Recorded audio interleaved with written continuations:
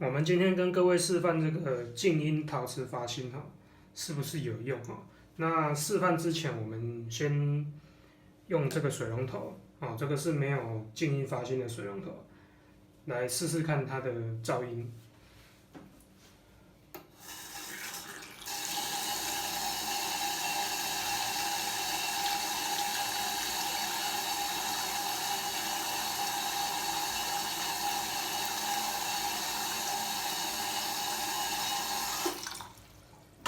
大概是在70几分贝左右了。那因为会造成这个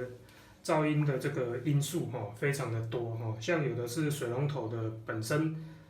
水路的设计造成它水量太小，或者是冷水热水互相在水龙头里面混合的时候互相撞击那造成水龙头震动，那连带影响脸盆的共振，所以刚刚发出的声音就是它混合撞击的这个噪音造成这个脸盆共振出来的声音那有的是加压马达的影响有的是管路设计的影响，有的是墙面结构它可能是轻隔间或者是砖墙或者是 RC 它呈现出来的这个声响都不见得相同所以有时候我们常常会听到说有人说它水龙头的声音太大去吵到隔壁，吵到邻居或者甚至是整栋楼整栋楼连同一个管路的都知道你在用水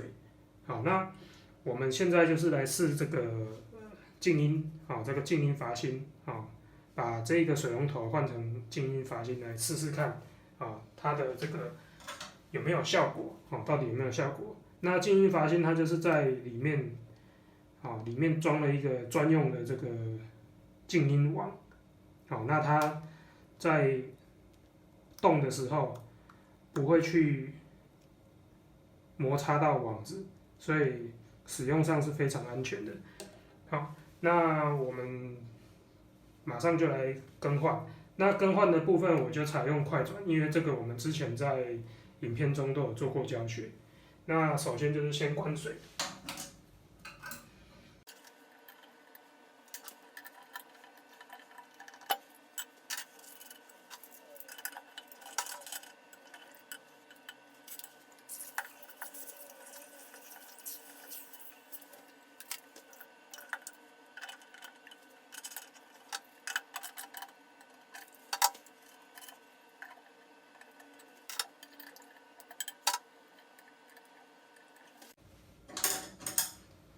好，我们现在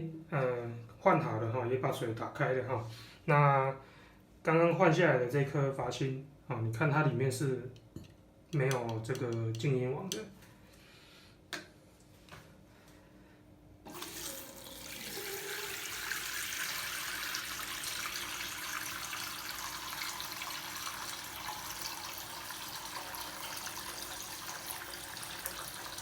就没有听到刚才的这个嗡嗡声了。